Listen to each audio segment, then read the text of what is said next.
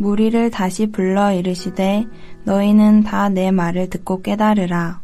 무엇이든지 밖에서 사람에게로 들어가는 것은 능히 사람을 더럽게 하지 못하되 사람 안에서 나오는 것이 사람을 더럽게 하는 것이니라 하시고, 무리를 떠나 집으로 들어가시니 제자들이 그 비유를 묻자온대 예수께서 이르시되 너희도 이렇게 깨달음이 없느냐. 무엇이든지 밖에서 들어가는 것이 능히 사람을 더럽게 하지 못함을 알지 못하느냐. 이는 마음으로 들어가지 아니하고 배로 들어가 뒤로 나감이라. 이러므로 모든 음식물을 깨끗하다 하시니라. 또 이르시되 사람에게서 나오는 그것이 사람을 더럽게 하느니라.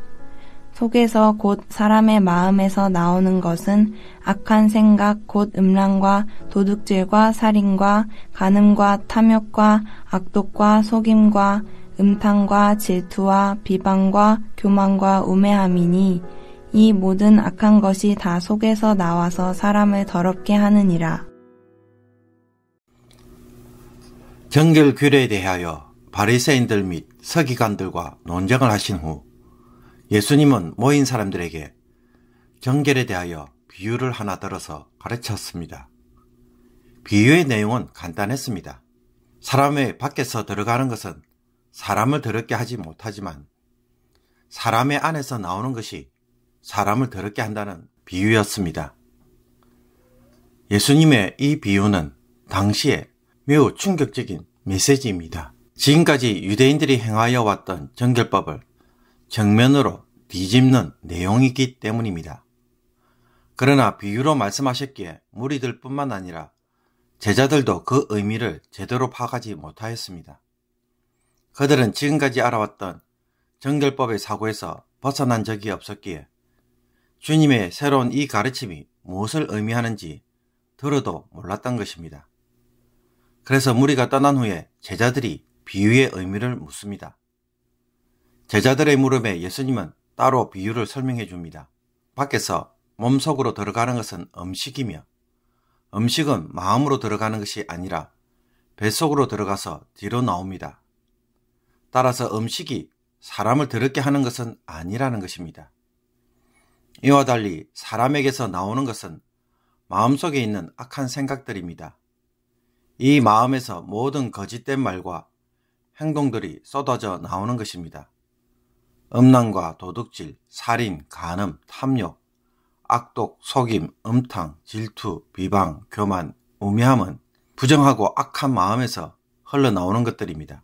이처럼 음식이 사람을 부정하게 만드는 것이 아니라 사람의 악한 생각과 마음이 그 사람을 부정하게 만드는 것이라고 한다면 이제 모든 음식은 어떻다는 것입니까? 지금 예수님은 모든 음식은 깨끗하다, 정결하다고 선포하고 있습니다. 그러므로 예수님의 이 말씀은 지금까지 음식에 대한 구약의 정결법을 더 이상 지킬 필요가 없음을 외치는 말씀인 것입니다.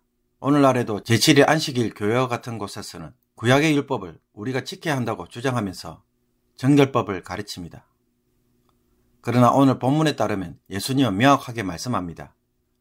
음식이 사람을 부정하게 하거나 정결하게 하는 것이 아니라는 것입니다. 예수님의 이 말씀은 사도들에게도 계속 이어집니다. 베드로는 환상을 통해 부정한 음식을 먹도록 요구받았습니다. 이것은 하나님이 부정한 이방인인 고넬료에게 성령을 주실 것을 의미하는 사건이었습니다. 또 이방인들이 회개를 하고 예수님을 믿게 되자 구약의 율법을 지켜야 할지 말아야 할지 교회가 회의를 한 적이 있습니다. 이때 교회가 내린 결론이 무엇입니까? 이방인들에게 몇 가지를 제외하고는 유대인들이 지키는 정결법이나 율법을 강요해서는 안 된다고 결론을 내렸습니다. 유대인들은 안식일과 할례, 정결법을 통해 이방인과 자신을 구별하는 표지로 삼았습니다.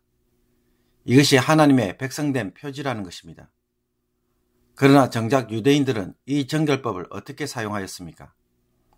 하나님께 자신을 구별된 자로 살기보다는 이방인과 자기를 구별하고 차별하는 수단으로만 사용했습니다.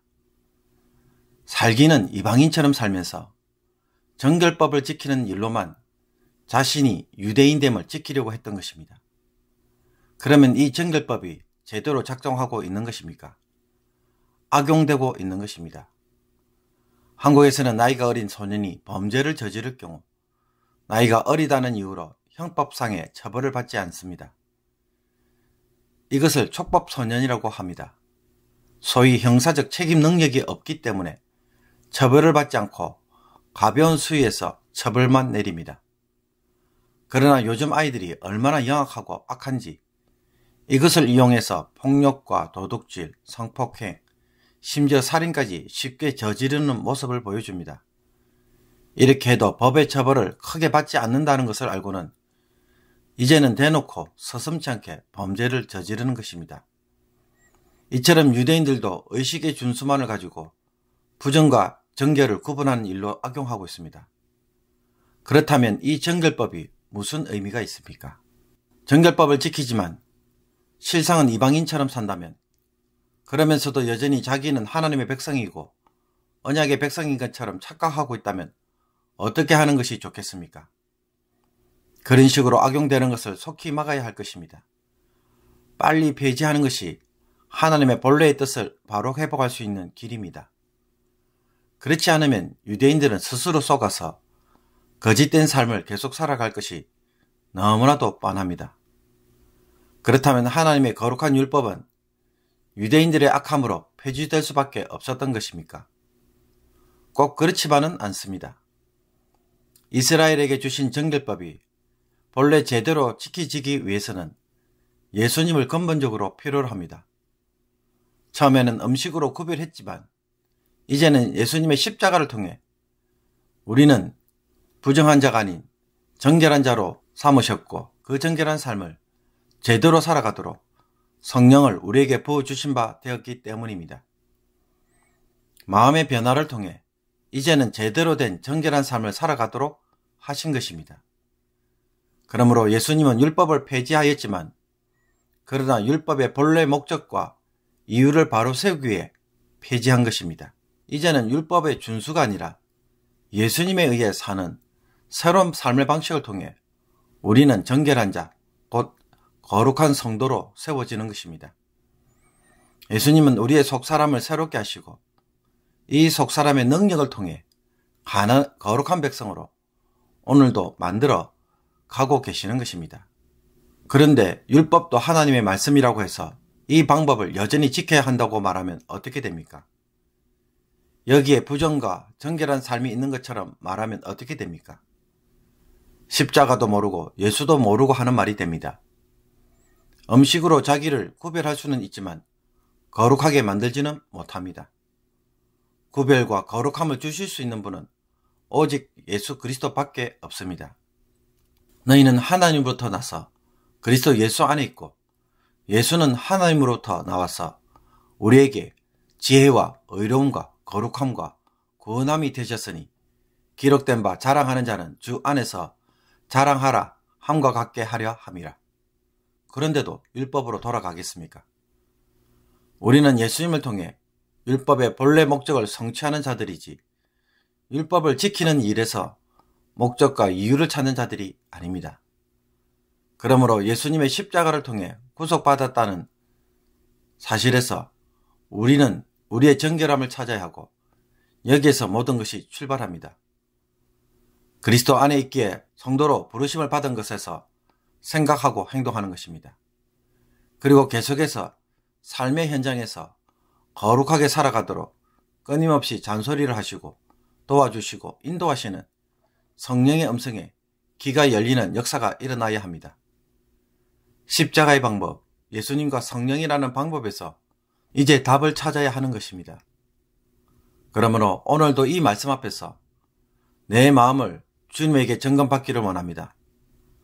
여기에 주님의 음성이 여러분의 마음에 들리시기를 원합니다. 말씀을 통해 내 마음을 진단하시는 의사이신 주님의 음성이 오늘 여러분에게 들려져서 그분의 처방을 따라 순종해 나갈 때에 여러분이 부정한 자에서 정결한 자로 온전히 세워지게 될 것입니다. 기도드리겠습니다. 유대인처럼 문자에 매여 문자를 지키는 것에서 우리의 의로움을 찾는 어리석음을 버리게 하옵소서. 이제는 주님의 음성을 듣고 주님을 기쁘시게 하며 마음으로 주를 사랑하는 성도가 되게 하옵소서. 십자가로 거룩하게 하셨으니 이 거룩을 잃어버리지 않게 하옵시며 오늘도 주님과 동행하는 삶을 살아가게 하옵소서. 마음의 변화 없이 껍데기로 형식적으로 하는 일이 없도록 뜨거운 마음으로 주를 사랑하는 오늘 하루가 되게 하여 주옵소서. 예수 그리스도의 이름으로 기도하옵나이다. 아멘.